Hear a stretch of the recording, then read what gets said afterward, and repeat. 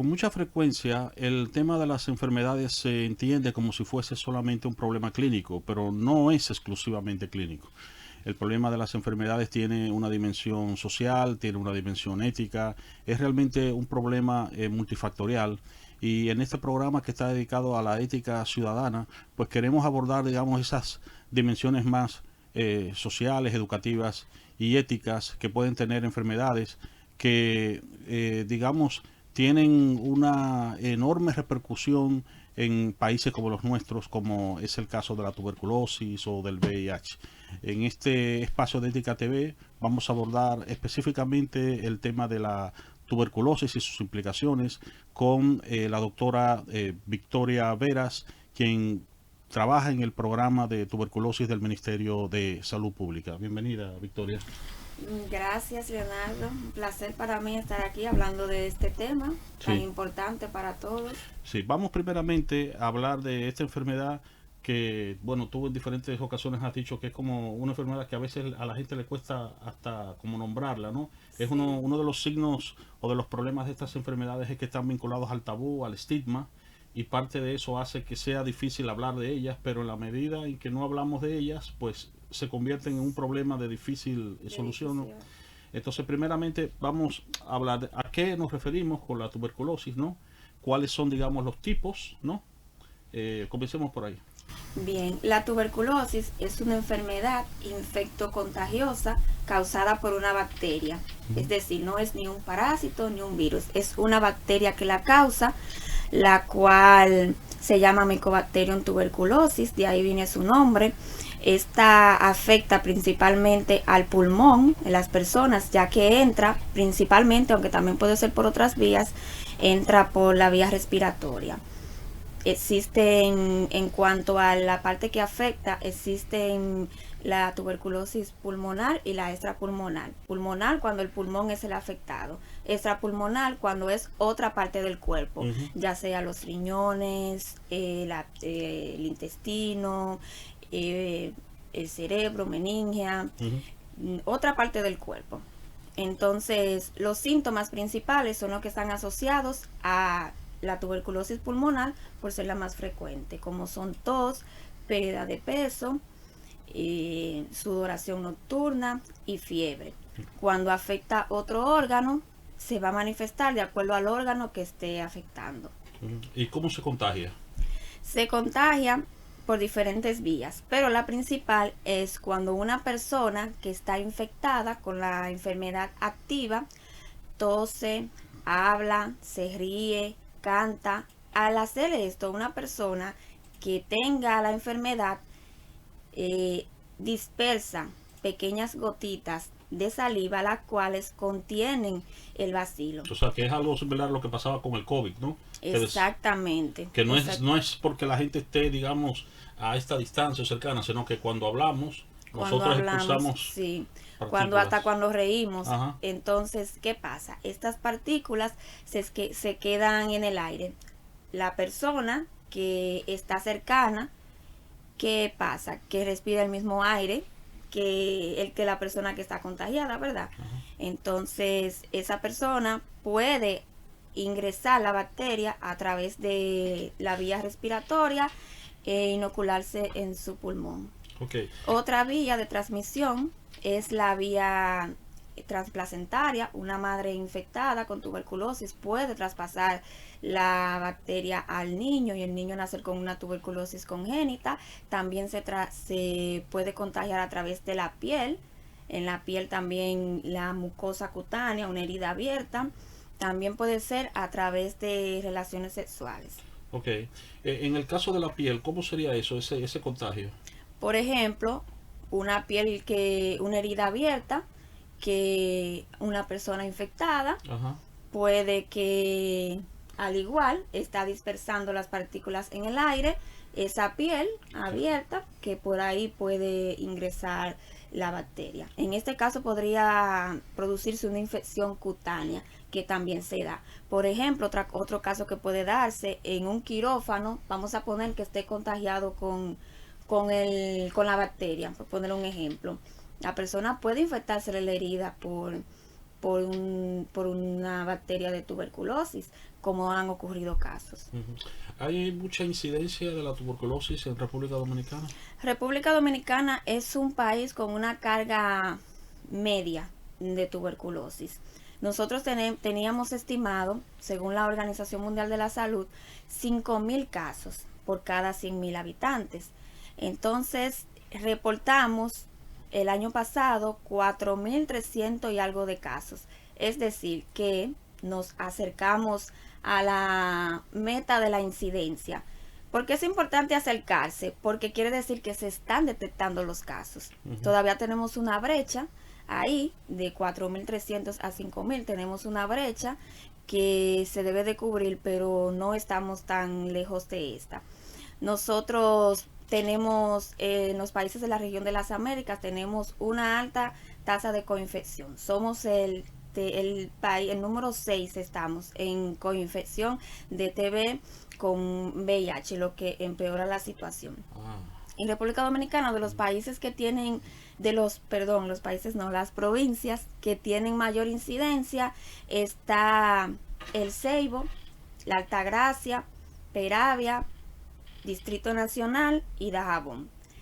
Si hablamos, eso es de incidencia. La incidencia se calcula en base a la población. Puede que tengan menos casos, pero como tienen menor población, de acuerdo a los casos, entonces ahí se determina ese número. En cuanto a número absoluto de casos, los que tienen mayor cantidad, obviamente, son los que tienen mayor población, como el Distrito Nacional y Santo Domingo. Son los que tienen mayor reporte de casos. Pero proporcionalmente dijiste que estaba el distrito, como quiera. Sí, Distrito Nacional. ¿Y las otras, repítanos, por favor? Incidencia, tenemos el Ceibo número 1 con un 57 de incidencia. Tenemos La Altagracia, Peravia, Distrito Nacional y Dajabón. Sí, me llama la atención porque, por ejemplo, en ese grupo tú tienes el Ceibo, que es una zona, digamos, empobrecida, pero entonces está el distrito, que es la más rica. Lo que pasa es que en el distrito hay mucho hacinamiento también. Exactamente, es la mayor, tiene una de las mayores poblaciones, si no la mayor. Entonces, ahí está, es como relativo. ¿Cuál es el tratamiento que se aplica para, digamos, vamos a decir el caso más clásico, ¿verdad? Que es la pulmonar, ¿no? Sí, todas tienen el mismo tratamiento, no importa dónde sea. Lo que varía es el tiempo. Bueno, la tuberculosis, de hecho, ha tenido desde su historia, para hacer un poquito, porque es interesante, ha tenido el hombre ha buscado la manera de combatirla y ha hecho un sinnúmero de cosas, desde el uso de sanguijuelas para tratarlas. Duró mucho tiempo tratándose con sanguijuelas. Desde el aislamiento, había centros que los hacían en las montañas, que era específico para estas personas. Lo mandaban para allá, le daban una buena alimentación y bueno, si se curaban, pero no había ningún medicamento que fuera efectivo. Ya luego, hace aproximadamente 50 años, que la tuberculosis es curable, que existen antibióticos que la curan. Estos antibióticos son la rifampicina, que es el principal, la isoniazida, la piracinamida y el etambutol, que son para la tuberculosis sensible. Entonces, para la tuberculosis ya resistente, que también nosotros en República Dominicana tenemos ya casos de tuberculosis resistente, que fue una de las consecuencias que vino con el mismo tratamiento, que ese es el problema de las enfermedades bacterianas, que se encuentran los tratamientos antibióticos, pero las bacterias desarrollan también su manera de hacerse resistente a ellos. Ya para la resistente se usan otro tipo de medicamentos como la vidaclina, el linezolid, el mocifloxacino, que son medicamentos altamente costosos. Ese tratamiento, digamos que se diferencia de muchos de los tratamientos que se abordan con otras enfermedades, por el hecho de que el paciente no compra el medicamento y se lo aplica, ni va y se lo lleva, sino que es un tratamiento que implica ir sistemáticamente al lugar de salud, ¿no? Pero tenemos que hacer una pausa y yo quiero que cuando volvamos entonces tú nos toques ese punto, ¿no? En breve volvemos.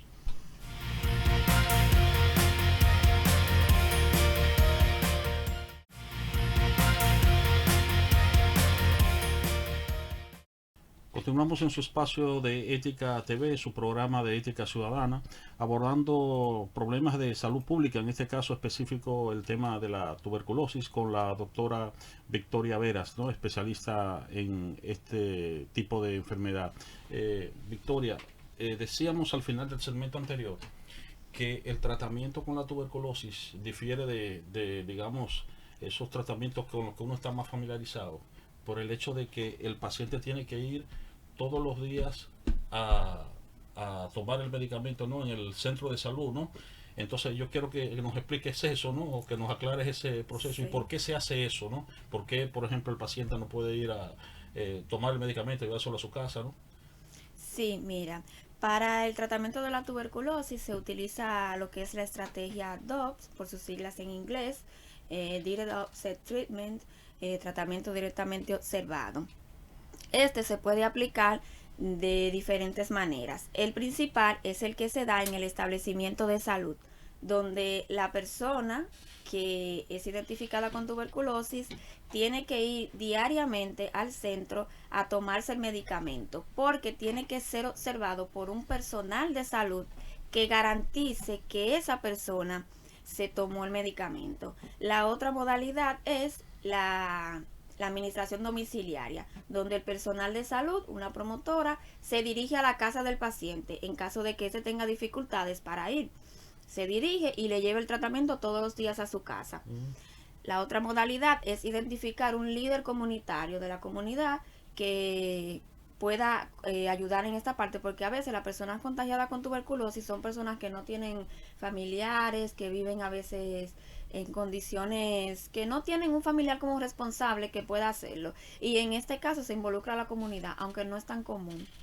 Y uno que se ha añadido ahora, luego de la pandemia y usando la tecnología, que es la videollamada. Un paciente que tenga el recurso, que tenga un celular con internet, puede tomarse el tratamiento mediante videollamada al personal de salud del establecimiento que le corresponde. Cuando tú dices de videollamada, significa que no es simplemente que se le llama tómese el medicamento, sino que tiene que verse que el paciente llama con una videollamada como ahora que tú estás viendo ahí. Eso no hay manera de tú fingirlo.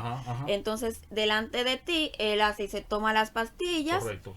El médico ve que se la tomó por el video, por la llamada, y ya. Esa es una manera que ha venido a facilitar la administración, porque ya el paciente no tiene que ir al centro. Incluso ayuda hasta a disminuir el abandono, porque la persona hasta se siente más cómoda. Dice, claro, cónchale, ya yo no tengo que ir, no me van a ver a mí yendo todos los días al centro, no tengo que salir de mi casa, no tengo que... Es más cómodo. Sí. En las personas que pueden hacerlo porque tienen acceso al celular y al internet y son responsables, se puede hacer. O sea, el problema es que ese tratamiento dura varios meses. Sí. Entonces eso es lo que, digamos, genera eso que acabas de decir, el abandono, ¿no? ¿Por qué se hace de esta manera? Que fue otra de las preguntas. Bueno, lo que pasa es que desde el inicio del tratamiento, eran una cantidad de pastillas que eran demasiadas pastillas que el paciente tenía que tomarse.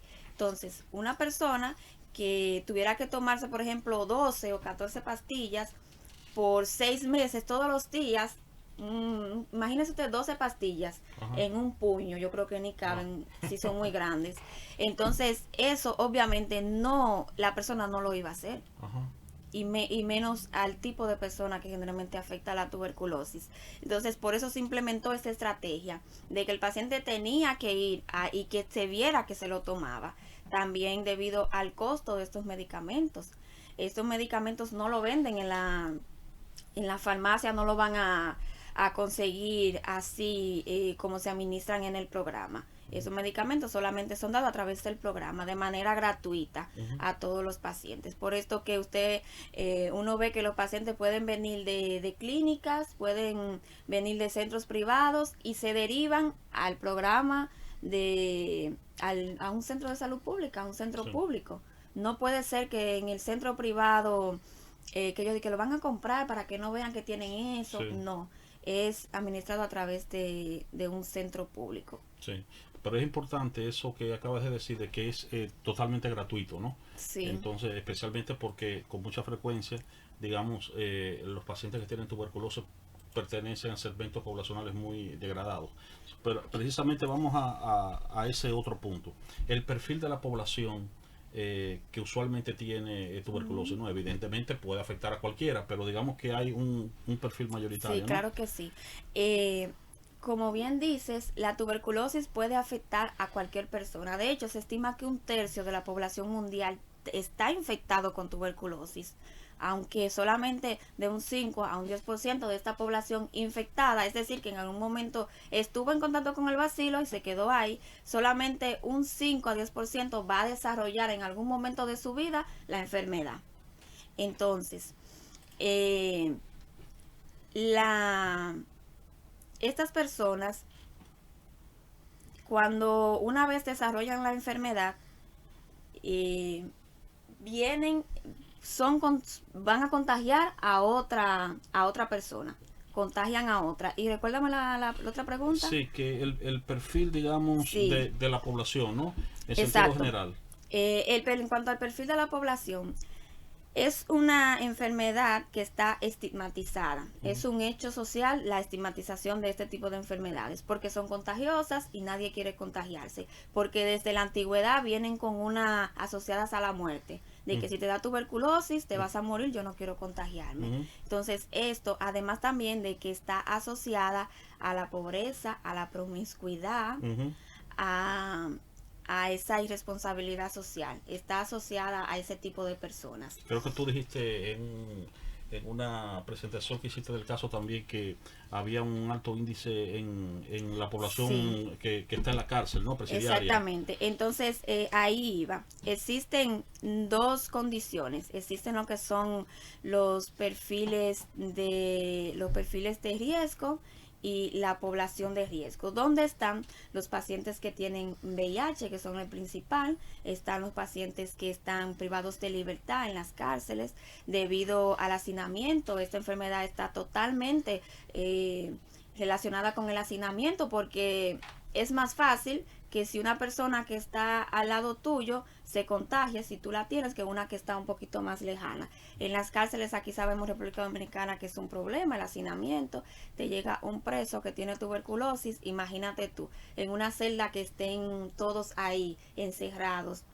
Eso obviamente va a ser un contagio, aunque se hacen controles, pero es una población que sigue en riesgo. Los pacientes diabéticos también tienen mayor probabilidad de desarrollar tuberculosis. Los niños son una población en riesgo también. Ahora, en ese, digamos, cuadro que tú nos estás mostrando, fíjate que tú hablas de personas de pobreza, presidiarios, de una forma u otra, se entiende también por qué la enfermedad es un signo de estigma, por el tipo de población al cual afecta. Entonces, de una manera u otra la gente asocia, si yo tengo esa enfermedad, o es por pobre, o porque soy una persona que delinque, o un irresponsable. Fíjate, inclusive la misma cuestión de la diabetes, que con frecuencia se asocia a descuido personal, ¿no? O sea que hay mucho también en esto de marca, digamos, de culpa también que se relaciona, ¿no?, con la enfermedad, y eso entonces también se convierte en un problema de carácter social, porque entonces, claro, la gente muchas veces intenta ocultar y no quiere inclusive ir a que se le asocie, ¿no?, que va a un centro clínico a buscar tratamiento, ¿no? Sí, eso tienes razón en eso que dices. Incluso ya nosotros hemos tenido personas que no son de este perfil, o sea, son la minoría, pero que no son de este perfil y tienen vergüenza de decir que la tienen. Nosotros hemos tenido profesores, hemos tenido abogados, ese tipo de personas que se supone que tiene un perfil, ¿verdad? Sí. Más, no tanto asociado a esas cosas malas de la sociedad. Y tienen, es con vergüenza, usted lo ve que no quieren que se sepa, claro. Y es así. Claro. Bien, vamos a hacer una última pausa y volvemos con este interesante tema.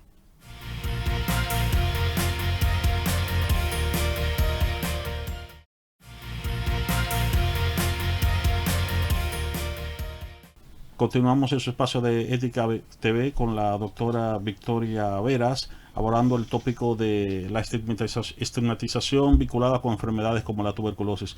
Victoria, tú hablabas de cómo la cuestión de la vergüenza que está relacionada con tener enfermedades como esta, no solamente la tienen personas de escasos recursos y de bajos niveles educativos, sino que tú te has encontrado en tu experiencia con profesionales que también tienen ese sentimiento. Y es que realmente el problema de la estigmatización no es un problema meramente intelectual, o sea, no es algo que la gente digamos que tiene nivel educativo esté exonerada de ella, ¿no? Sino que funciona a un nivel muy profundo, digamos muy visceral de las personas, y es difícil, ¿no? Yo de hecho comento una experiencia de hace muchos años que tuve en un encuentro donde había un sacerdote que, bueno, decía él en ese momento: mira, yo sé que el VIH no se contagia hablando, pero cuando viene alguien a confesarse conmigo, que yo sé que tiene VIH, yo como que siento un temor. Y él lo decía, él era sincero, ¿no? Era un asunto muy, digamos, instintivo. Intelectualmente él sabía que el COVID el VIH no se pegaba porque él estuviese hablando con alguien con la enfermedad. Sin embargo, no dejaba de sentir el temor, ¿no? Es para ver el impacto que tiene eso, ¿no? Y es uno de los retos que tenemos, digamos, cuando tenemos que lidiar con este tipo de enfermedades, ¿no? Que como tú dijiste, parecen a veces que no tienen nombre siquiera, ¿no? Y que terminan deshumanizando también a aquellos que la sufren. Entonces yo quería ya que en esta última parte del programa, pues tú nos hablaras, digamos, de las principales estrategias que ustedes tienen para abordar este tipo de enfermedades. Sí, las estrategias para combatir la tuberculosis y por fin poder ponerle fin a esta enfermedad se llama así mismo estrategia de fin de la TB. Involucra diferentes aspectos. Obviamente el diagnóstico, la detección es el más importante, pero este se hace a través de un fortalecimiento de los programas en los centros.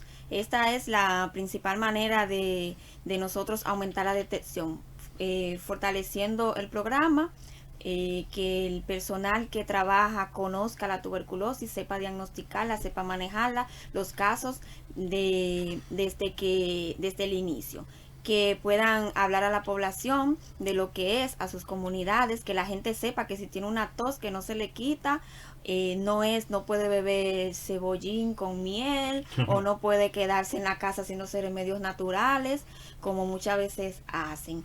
Que la población sepa que en los niños la tuberculosis muchas veces no le da tos, que es un niño que deja de crecer, que es un niño que se ve apático, puede que sea una tuberculosis. Que las personas tengan el conocimiento y sepan que pueden acercarse a su centro. Esas son las estrategias. Fortalecer esos centros y fortalecer también la parte social. Porque no hacemos nada, como dijeron ahora justamente en la reunión que hubo de alto nivel, donde participaron países de todo el mundo, que decía una de las que participó: no hacemos nada con tener los últimos medicamentos, con tenerlos disponibles cuando no tenemos a quién dárselos, si no detectamos a las personas que tienen la tuberculosis. Si la persona tiene los síntomas y se quedan en su casa porque no saben, porque creen que es otra cosa, porque creen que lo van a estigmatizar, que lo van a aislar, que lo van a mirar diferente, que no lo van a querer recibir, que su familia le va a coger miedo. Sí. Si la persona sigue pensando eso, entonces no hacemos nada con tener las últimas herramientas. También en el diagnóstico, ahora que nosotros como país tenemos el diagnóstico molecular, que ayuda muchísimo, pero si no encontramos las personas, si no detectamos los casos, no estamos en nada. Entonces se debe trabajar de esa manera, así que se está enfocando, tanto fortaleciendo los centros que dan los medicamentos, también como enfocándose en la información a la población. Hay un elemento que tú tocaste ahorita que me llamó mucho la atención, que es la cuestión de hacer partícipe a la comunidad a través de líderes, sí, ¿no? Porque muchas veces la gente tiene desconfianza del médico, que te lo ve allá distante, pero tiene cierta confianza en un líder comunitario, y tal vez entonces esa figura puede ser crucial Claro que sí. para que la persona accese al Es tratamiento. difícil encontrar una persona que esté dispuesta por lo mismo, Ajá. porque tienen Tiene el miedo el de que miedo. se van a contagiar si van a Claro, llevar el medicamento. claro. Pero Pero tal es vez por ahí se pueda comenzar, de hecho, ese proceso de reeducación con esas mismas figuras que con son esa misma claves, ¿no? figura, sí, eso está en las estrategias que se van a, o que se han hecho desde antes, pero que se piensan fortalecer. Existe en el país, ya para terminar, existe una asociación de recuperados de tuberculosis, Ah, sí. se llama, no recuerdo ahora bien el nombre, pero es una asociación donde los pacientes que se han recuperado hacen actividades de dar a conocer cómo fue su proceso, cómo ellos la superaron, lo que hace que puede motivar a otras personas que tal vez estén pasando por eso a sentirse más seguros y a no sentirse mal por lo que puedan notar que otros lo miren. Incluso a veces el mismo personal de salud no quiere saber mucho no quiere, muchas veces está estigmatizado en realidad. Ajá. O sea que realmente también, digamos, un gran reto que tenemos es precisamente ese proceso de transformación de mentalidades que tiene que comenzar Sí. con el mismo personal que está llamado a trabajar con la población, ¿no? Y no solamente en el momento ya que la diagnostica, sino previo a eso. Ajá. ¿Qué quiero decir? En pensar en tuberculosis. A veces no se piensa en eso. La gente cree, "Ay, eso no es porque hay 45 casos por cada 100,000. Eso es mucho. Debemos pensar en tuberculosis como primer diagnóstico. Descartarla, tenemos los medios. Muchas veces las gripes que están prolongadas, no se piensa en una tuberculosis y tenemos que motivar también al personal de salud a que piense en que puede ser una tuberculosis y descartarla. Ujú. Bueno, Victoria, pues solo nos queda darte las gracias, se nos ha acabado el tiempo, pero ya desde ahora está hecha la invitación para Claro, hablar sobre el problema experiencial, es decir, Sí. cómo se ve, digamos, esta enfermedad de la perspectiva, desde la experiencia ¿no? del paciente. Y es ¿no? un tema en el que estoy trabajando y que me interesa bastante también. También. Pues nada, muchas gracias. Y a Ok, ustedes, gracias. gracias por acompañarnos en este de Ética TV. Hasta la próxima.